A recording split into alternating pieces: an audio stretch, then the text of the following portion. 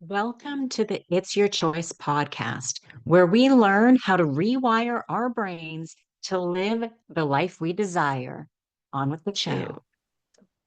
Welcome to It's Your Choice podcast. Today on the show, I have Katharine Giovanni. Thank you, Katharine, very much for joining us today. Thanks so much for having me. I appreciate it. So, Katharine, you are a three-time award-winning best-selling author, speaker, and forgiveness and transformation coach. And you've published over a dozen books, including a Mhm. popular one titled The Ultimate Path to Forgiveness: Unlocking Your Power. Why is forgiveness so important? We live in a broken world. It is what it is. And the thing about forgiveness, and overlooking the fact that it'll change your life, but the thing about forgiveness is everybody tells you to forgive. Everybody. Your Mm. teacher, your parents, your pastor, everybody. Nobody teaches you how. They just say you need to forgive. Okay, well, how? And what if I don't want to? What if it's an unforgivable act? So the thing about forgiveness, everybody listening and watching this podcast now, and everybody who read the summary of what we're about to talk about on a 10 scale, with 10 being awful, I mean unforgivable, awful dumpster fire, and one being the easiest one in the world, every single person is thinking of their number 10 person. You're thinking of that one person that completely finished you, that completely threw you to the ground. And that's fair. And that's why I tell people all the time that you don't have to forgive your unforgivable person. Stay with me, because there's a lot of people, places, and things. And I did say places and things. Again, stay with me, that you can forgive before you even get to that dumpster fire. That makes sense. And I think for me anyway, before I used to when I would hear people say, "Oh, just forgive them."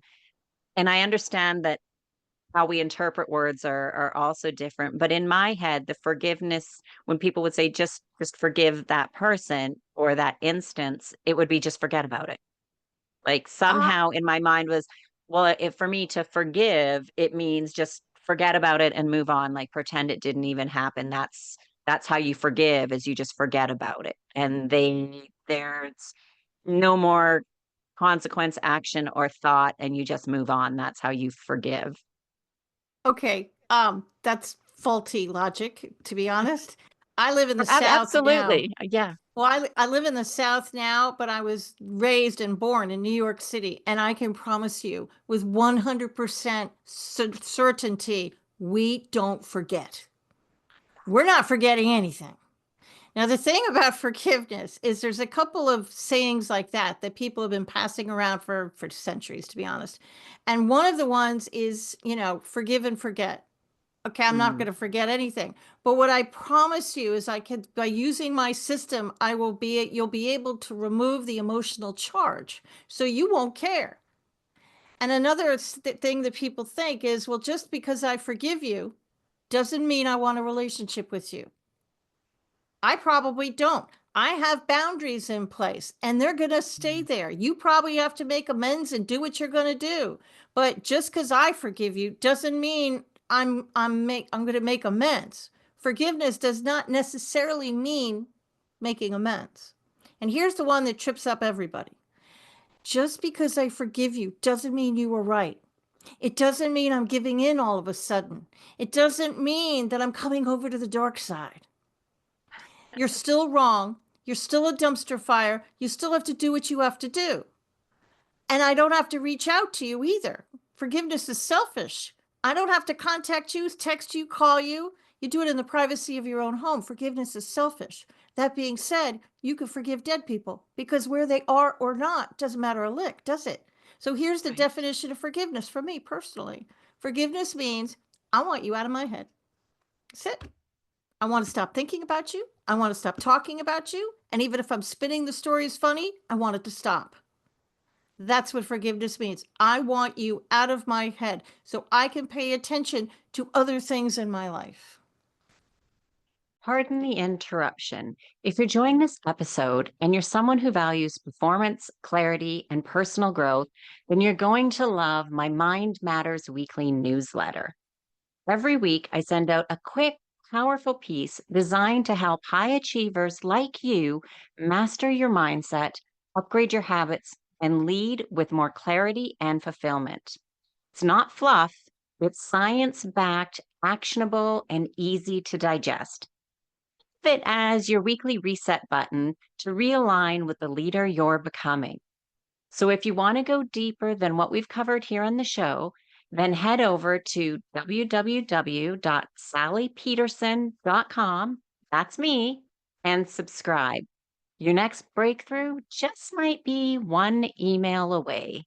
Now back to the show. That's a great way to put it, to want somebody out of their head, because if we're still thinking about it and stewing about it, and as you said, Yeah. doesn't matter how we're spinning it, that person, they're still in our head. They're taking up our time, our energy, our everything. And I'm really glad that you brought up those other points of things that we hear, like forgive and forget, that, oh, Yeah. then we think that by forgiving that it's okay what happened or No, what was it's not. done. And it is important for people to realize that we're not, or don't need to be friends with them again, depending upon that level of one Well, to you 10 can be friends forgiveness with we them need to again do if you want to. if we choose. If Yeah. you want. But it doesn't mean we need to be, and forgiveness Mm-mm. doesn't mean that we're going to be welcoming them in our home again, or anything like that. That it Right. is for us. It's 100% for you. And here's the thing, I can give a visual for anybody listening to the broadcast. I'm about to hold a coffee cup right in front of my face. Okay. Or go watch the video. Anyways, this teacup, I have tea in it at the moment. This teacup, this represents anger, bitterness, grudges. So when I first get angry at somebody, look at my body language. This is easy. I could be in a session with you and you say, "How's your anger?" Oh, it's easy. I can manage my anger. It's easy. I can go out. I can do my job. It's not affecting my life in any way whatsoever. It's probably not. But humans irritate other humans, don't they? And All the time. the longer you hold on to this anger and you don't release anything from forgiveness, it's going to start to get heavy. So now look at my body language. I'm using two hands to hold up my little glass of anger. It still can be held off to the side. I can still kind of sort of manage my life, but look at my body language. It's starting to tie me up. And I'm starting to think about it, it's starting to creep into my head. And if I still hold on to my anger, now the coffee cup is in front of my face. I can't even see you anymore. It's all I can think about. It's all I can talk about. Even if I'm spinning the story as funny, it's in my head, it's in my thoughts. And it's Mm. starting to make me sick. I'm losing friends because who wants to be around me? I'm negative, sick, and tired all the time.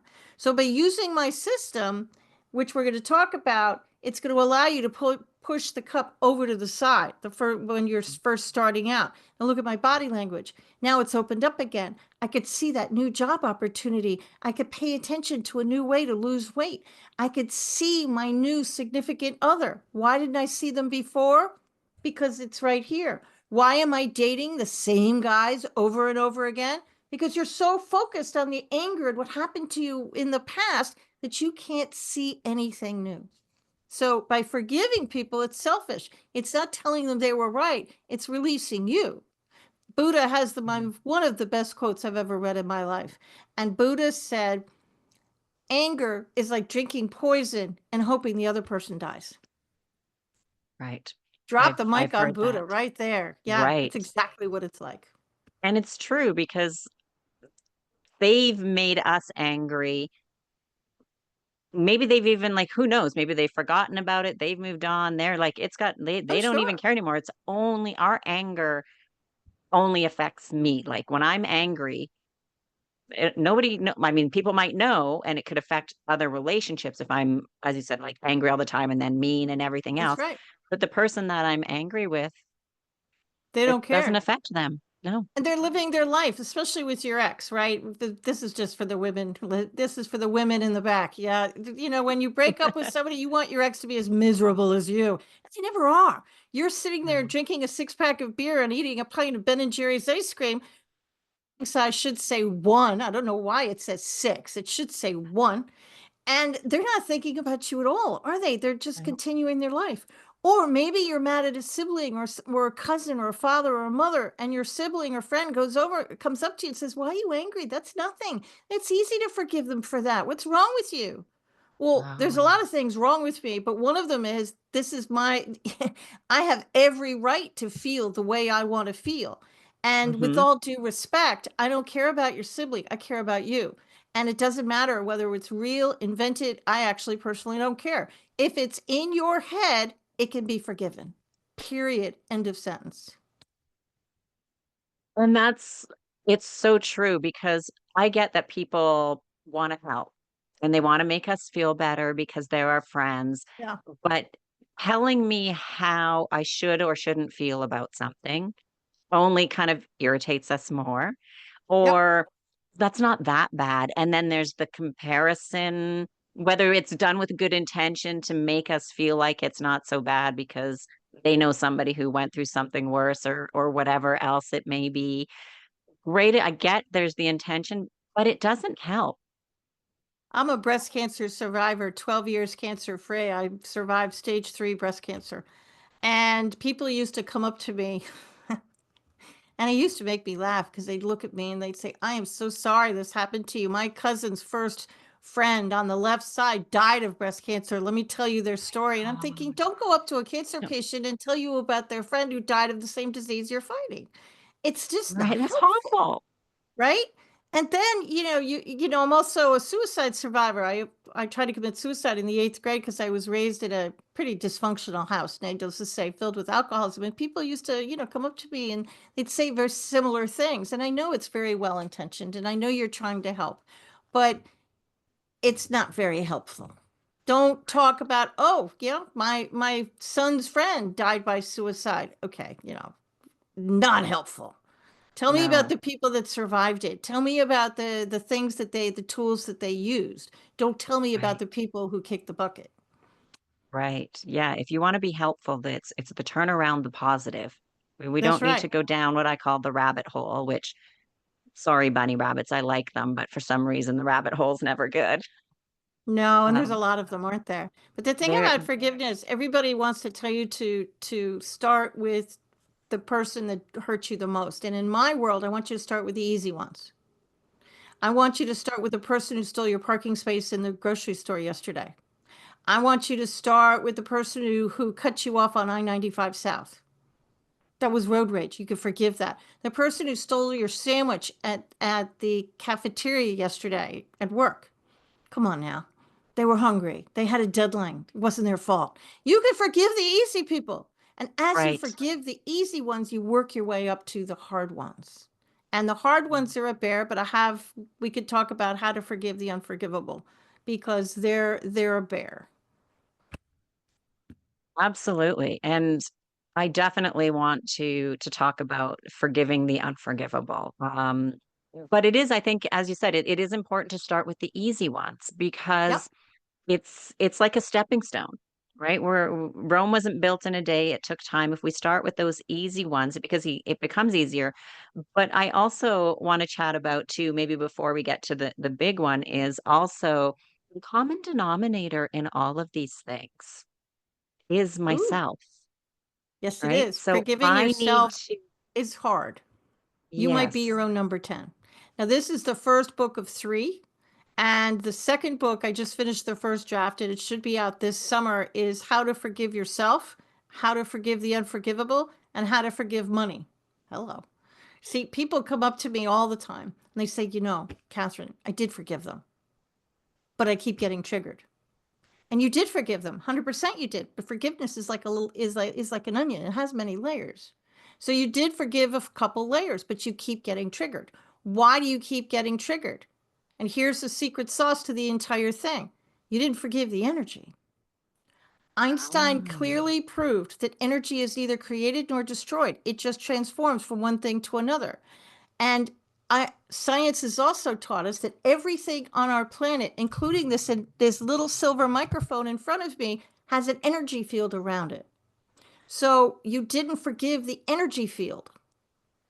And that's what we're talking about here. The mantra that I'm going to have you say is, "I completely forgive Sally. I forgive the energy around Sally. I completely forgive myself. I forgive the energy around myself. I completely forgive the energy around the entire relationship. And so it is. Go with God. Amen. End it any way you like.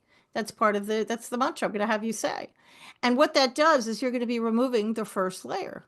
And there's more to the system. We'll go over it in a minute, but that's the middle piece. And the energy is what's tying everybody together. That's why you keep getting triggered. Interesting. And is that energy,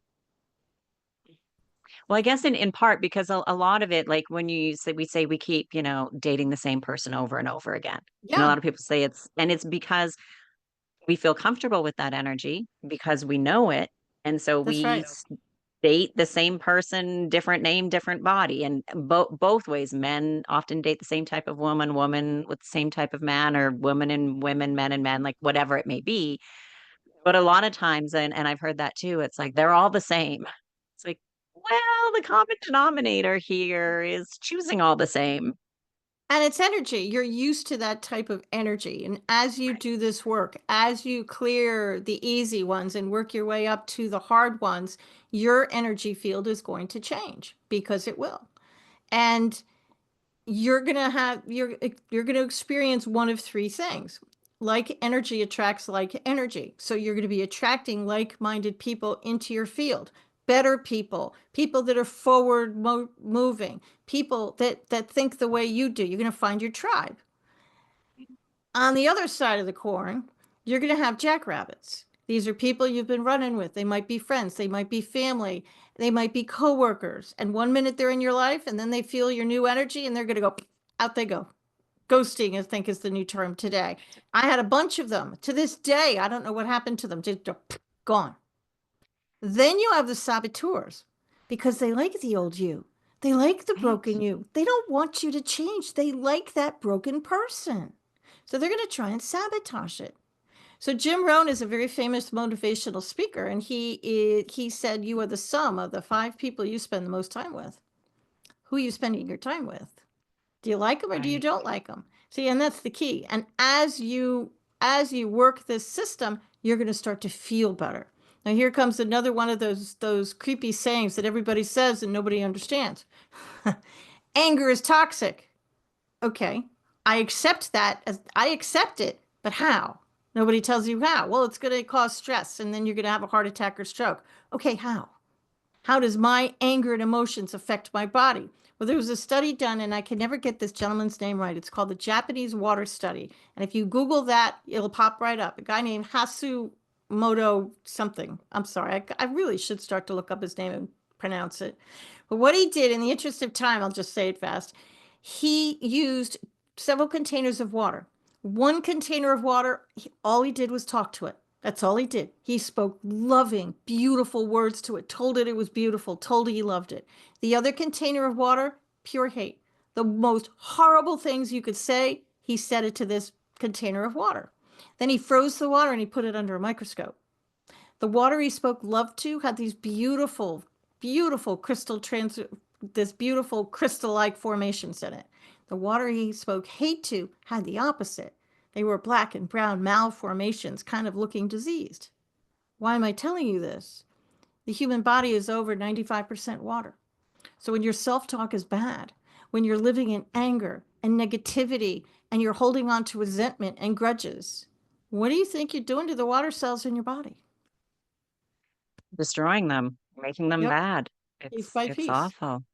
Now, is that how I got breast cancer and all the other things? Maybe. I mean, we'll never know why I got it. Could have been Right. genetic. My mother died of it. It could be. But the whole point is the authentic human being you came down here to the planet to be, anger is acting like a shield. It's also preventing you from hearing that little bird in your shoulder. It's preventing you from hearing your intuition, your gut feelings. Now, Mhm. that little bird does get through little cracks in the armor. It does find its way out. But if you really want to hear your intuition and really want to trust your gut, start forgiving people because that shield will be lifted and all of a sudden you're going to be opened up to a brand new world. Literally. And I say to people too, like to really start listening to that gut instinct. Like even if, as you were saying, sometimes it doesn't come around very much and it could be just a red Hmm. flag. It could be just something Could little of be. I should go do something now instead of later. Um, because we are all energy, and it makes sense. That's And right. I just know for myself, the more I do it, the more often it seems to come, and the more accurate it is. Because, sometimes, I don't want to say sometimes it's wrong, but sometimes things change. And sometimes I never know if it was right or wrong, or what it was, but it's just that feeling. And when we do live in that anger feeling, I'm glad we have anger, because we can't know happiness and joy without it. So I You don't have want to to say have the anything's bad. contrast. Yeah, True. exactly. And then it also is when we feel it, I try to question, why am I feeling angry? Like what is it? Is it the situation? Is it just that I'm annoyed at other things? Because yeah, that person cut me off, but really, is it something Yeah. to get like all road ragey mad about? And then I try to think, like, maybe they're in a rush for, you know, something has happened at home. They need to get there. Their mother is in the hospital. They're like, I have no idea. Maybe they are just a jerk. Who knows? Like, but maybe, and I try not to go that way, because most times I always like to think or find a silver lining that there's a reason. And maybe they are really in a rush and something's going on. And me being angry isn't changing the situation. So it's like, okay, yeah, No. it is what it is. Let it go in that And kind of sense of, if you can't let it go in the moment, put it on your forgiveness list that I'm going to have you right. do every night before bed. Oh, I like the sounds of that one.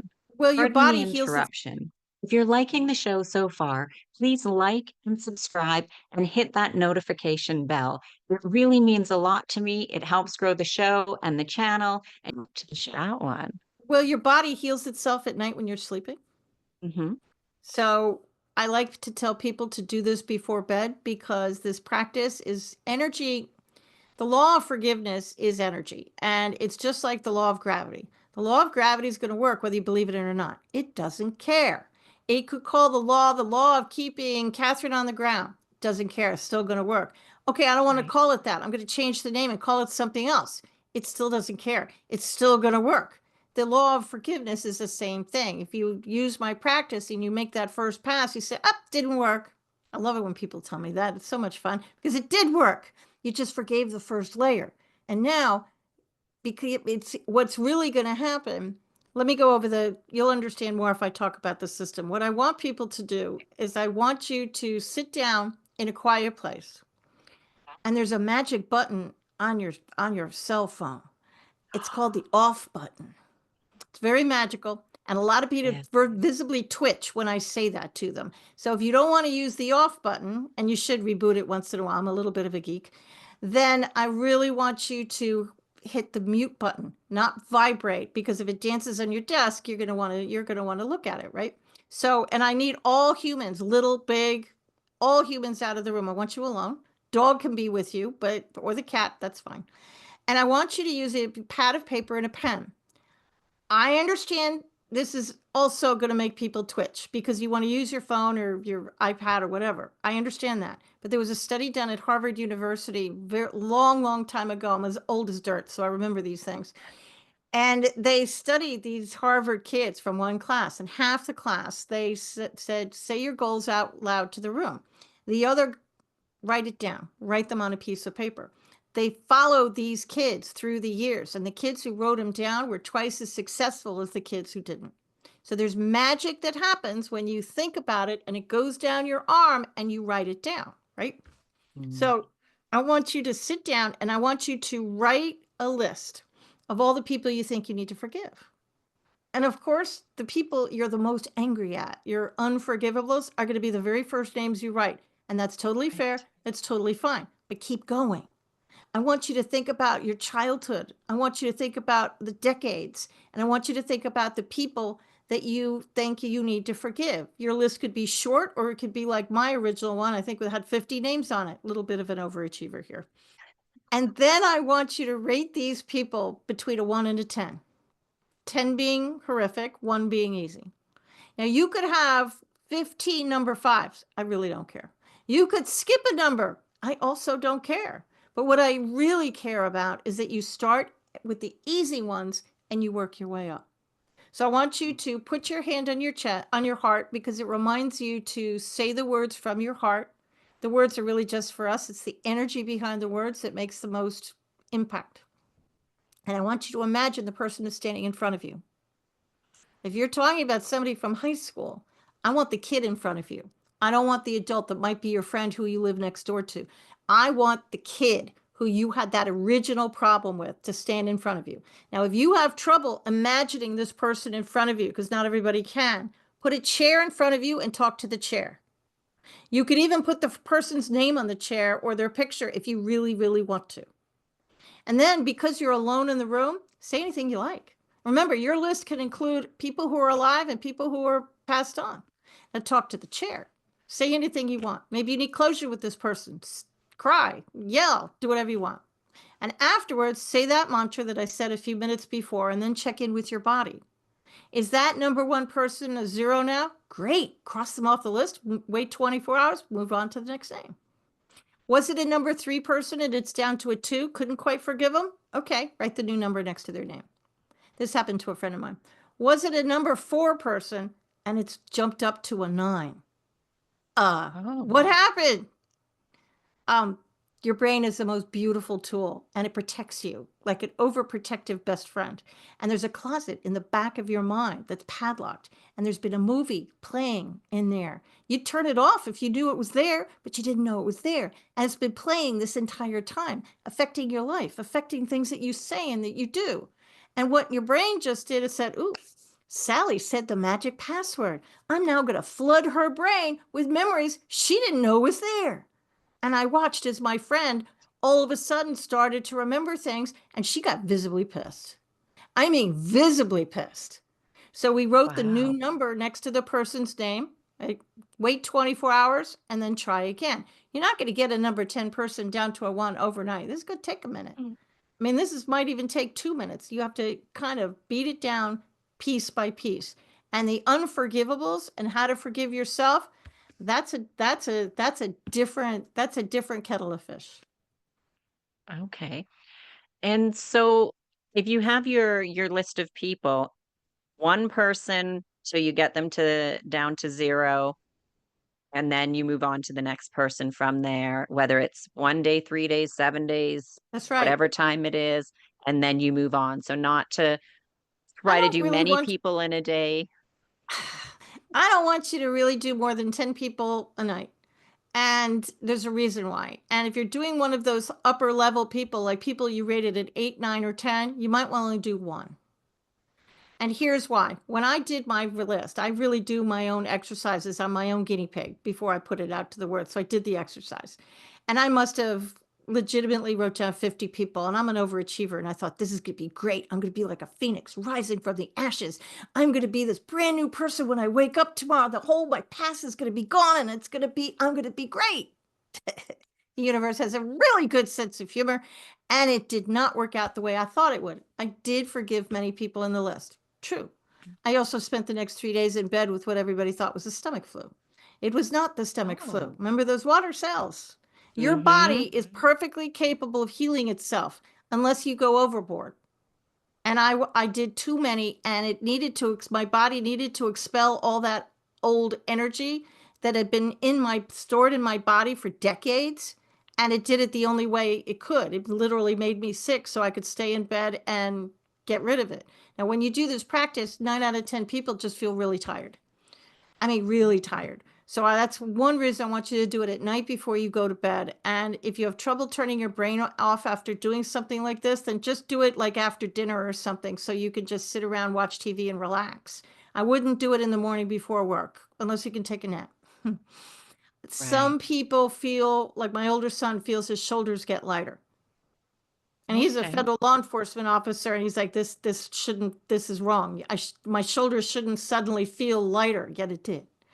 Some people, and I'm included, feel movement in their solar plexus or some other part. They actually feel the energy go out of their body. Like it kind of feels like, ever get the shivers? Just all of a sudden, it's like all of a sudden your whole body just shakes just like for no reason at all. Sometimes it feels like that. Then there are people like me who might be in the bathroom for a little bit. You didn't eat a piece of bad fish. It's you just probably, there was probably a lot of, anger sludge that your body needed to get rid of. Will you Mm, lose weight? Will you be able to see? Yeah, it's going to be a bright new world because the reason you've forgiven these people is you won't care. A couple of years right. ago, I had a lot of business partners. I'm a serial entrepreneur, and one of them really, excuse my language, but one of them really pissed me off. And I was mad at her for a very long time. And I was on Facebook about 2, 3 years ago, and I saw her. It was her birthday, and I saw her name, and I stared at it, and then I caught myself. I didn't care. And I sat here and my jaw dropped down to the floor and I thought, wait a minute, I don't care. Usually when I saw her name, you'd have to peel me off the ceiling and it would take 48 hours to unglue me from the ceiling. I didn't care. Even wished her a happy birthday. That's what I can offer you. I can look back at my childhood, which, I'm in my 60s now, so there's a lot of water under the bridge. The fact that I call myself a forgiveness coach probably implies that the universe has gracefully given me plenty of opportunities to forgive. But I can look at my past and I haven't forgotten it, Mm, but I have a different perception. I can see the adults that were there trying to help that kid. I can see the love pockets that were there. I could probably regurgitate all those horrible memories if you want me to, but I remember the love, and that's freedom. right. It's going to change your perspective. Yeah, and it does come down to what you choose to focus on, right? Yeah. You can choose not to forgive and focus on all the bad things and be Yeah. the victim of life, or we can choose to go through the process, some a little bit easier, some harder, of the forgiveness because it benefits ourselves, and then to move on and focus on the good things, or at least the silver linings. I always say every situation, we eventually find a silver lining. It's hard sometimes when we're in it, but when we can look back and find something, becomes a silver lining. Change is scary. I was my story for many years, survivor of alcoholism. I've been sober for 35 years. I was a survivor, an alcoholic parent, survivor of alcoholism, suicide, breast cancer, a lot of water under the bridge. And Mm, I was that story for many, many years. And if I didn't have my story, who was I? That's very scary. that's your identity. It was my identity. And who was I if I lost that? It's very scary. But the person I always knew that there was something I was meant to do on this planet. I always knew there had to be something else out there. And I knew that I intuitively knew if I could just lose the story and start forgiving and start changing my life, changing what I ate, changing all of it, I'd probably stumble across the path. And I did by accident.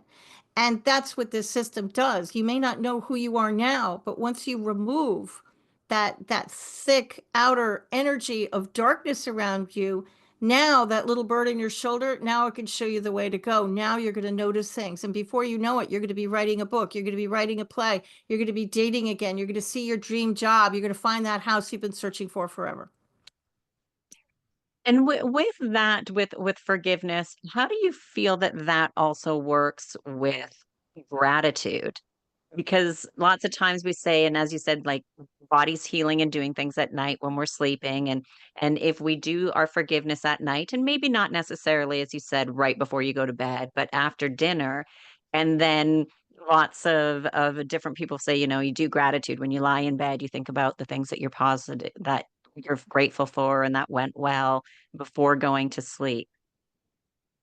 Before I go to sleep, I actually still, and I wrote the book on this stuff, I still do forgiveness work every night.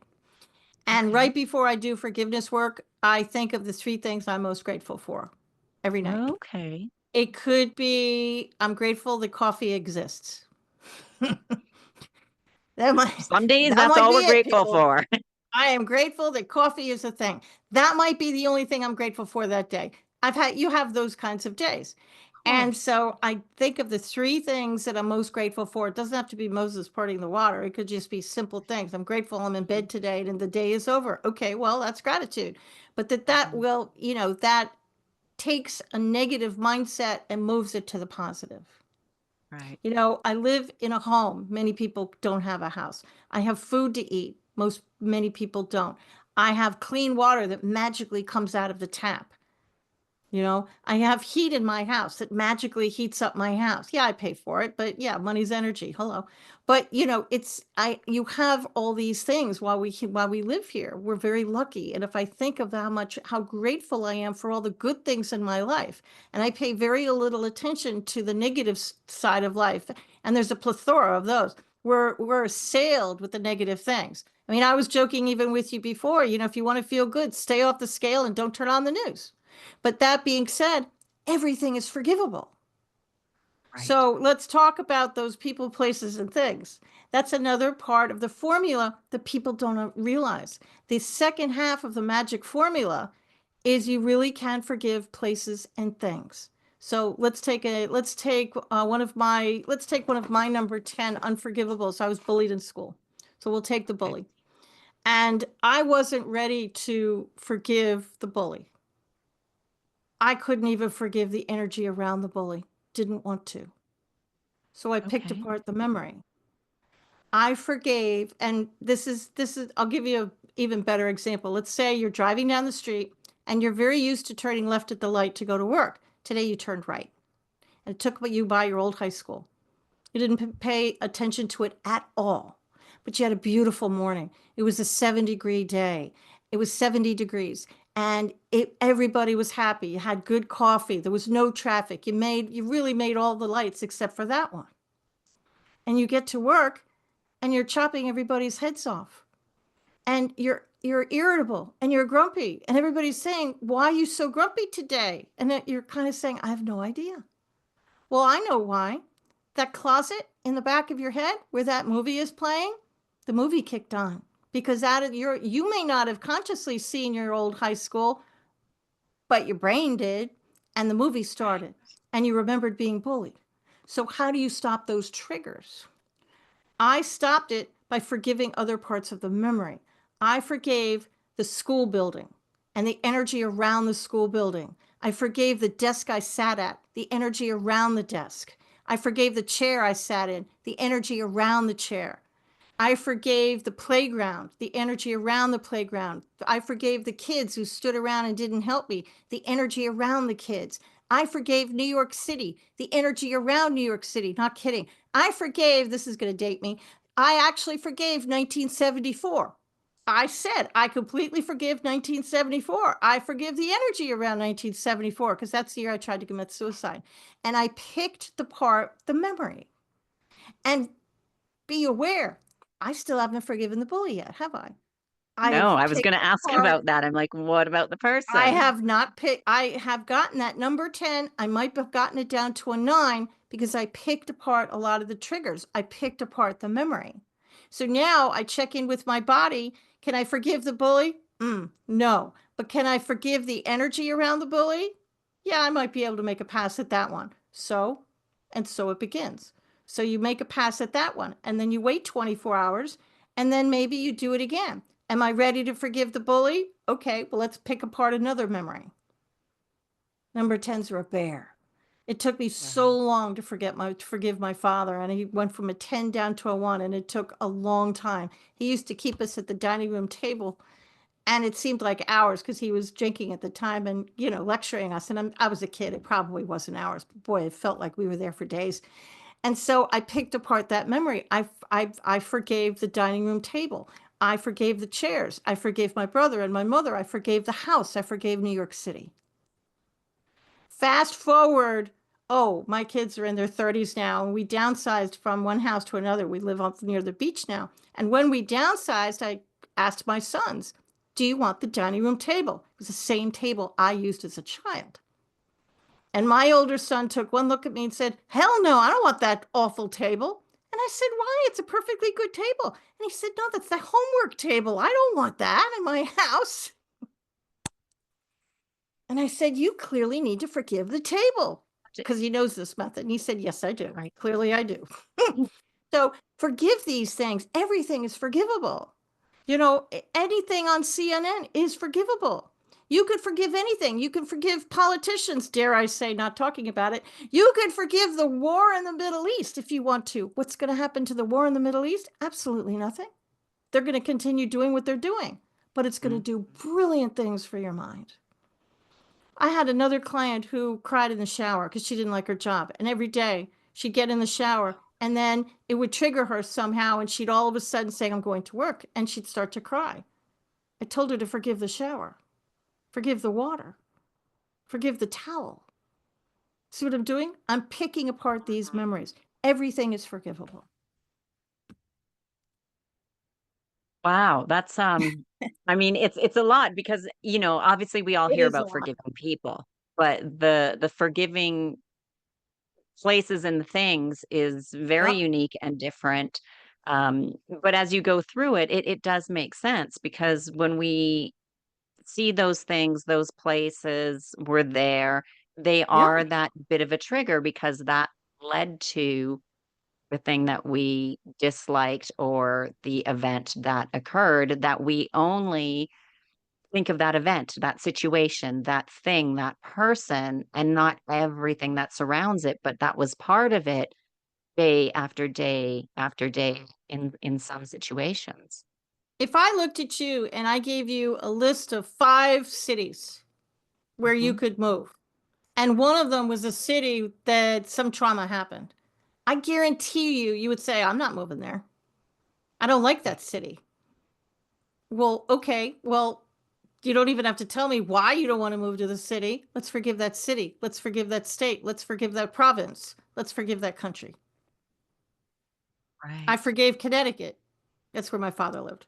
I have forgiven Massachusetts. I forgave Illinois because that's where I went to college and I got sexually assaulted there. I tell you, I've had a lot of weird things happen to me over my life. I'm telling you, this is why I'm a forgiveness coach. The Is it- universe, I Yeah. actually looked at the universe and I said just about 2 weeks ago, I said, I think I have enough content now. You could stop anytime. Yeah. I think I'm That's done now. that's But enough. I forgave Chicago. I forgave, sorry, my allergies are killing me today.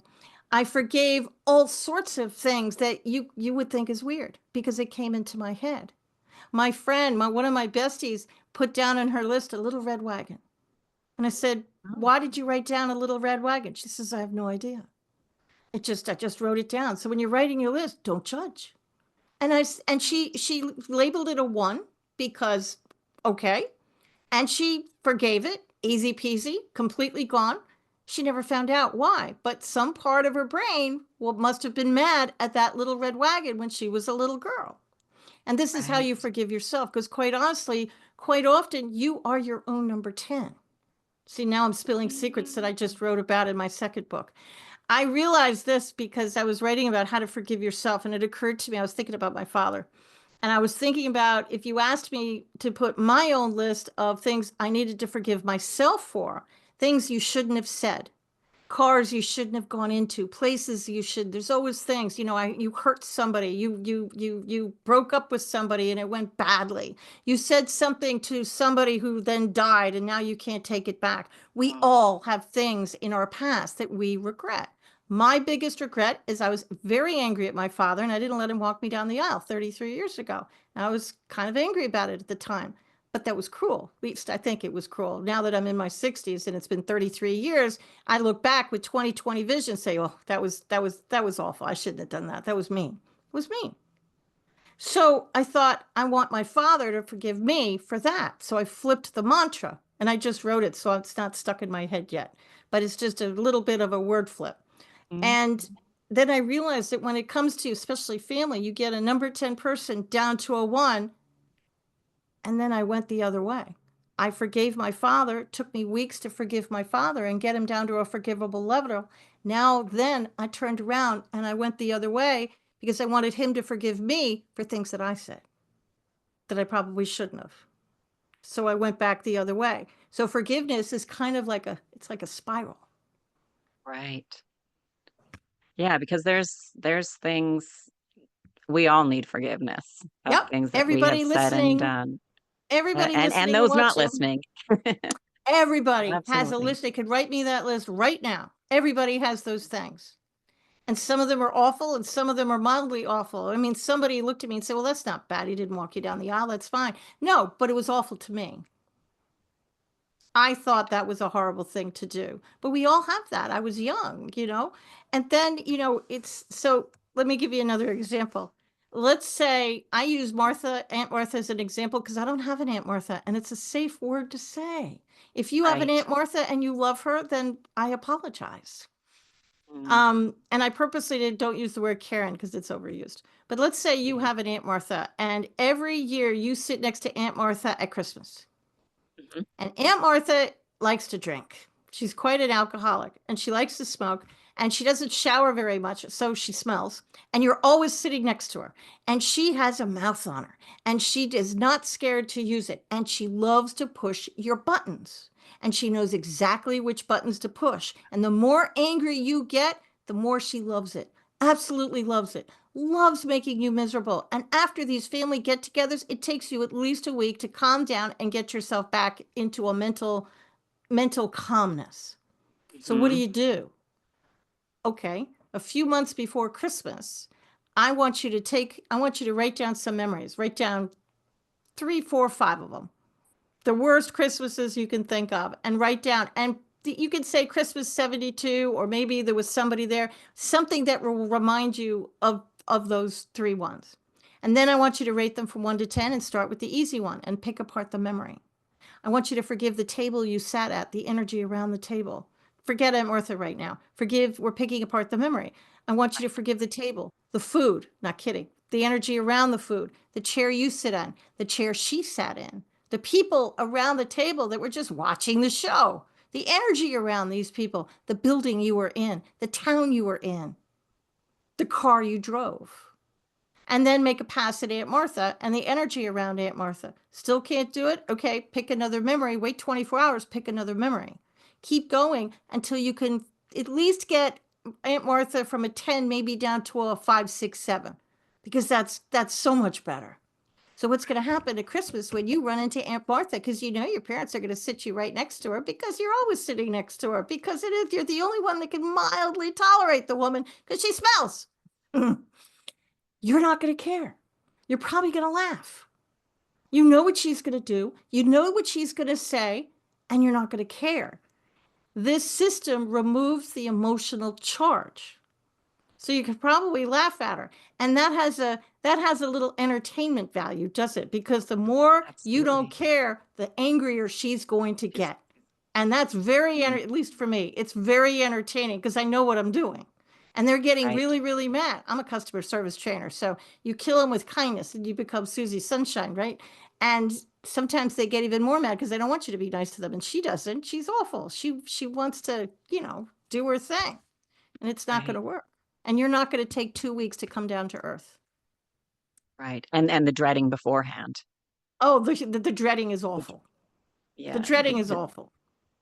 yeah. And that is a great example to use because there are so many people who dread holiday time, whether Mhm. it's Christmas or Easter or Thanksgiving or all of them, depending upon what people celebrate and do. But that is a great example because, as we said, all families are all very similar, Yep. go through the same thing. They will So mess the you up. holiday season is dreadful for people, and then, as you said, the after to calm down, takes time, so I think that's great. So, Catherine, if people wanted to get in touch with you and work with you on forgiveness or find more about your program, where is the best place for them to find you?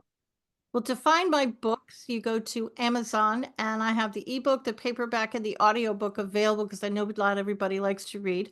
And for all of my books and private sessions and all that stuff, just go to katharinegiovanni.com. And thanks to my mother, my first name is spelled a little odd. Thanks, Mom.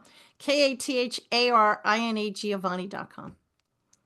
Perfect. And I will make sure to have all those links in the show notes to make it even easier for everybody. And Catherine, I want to say thank you so much for your time today. Thanks so much for having me. It was fun.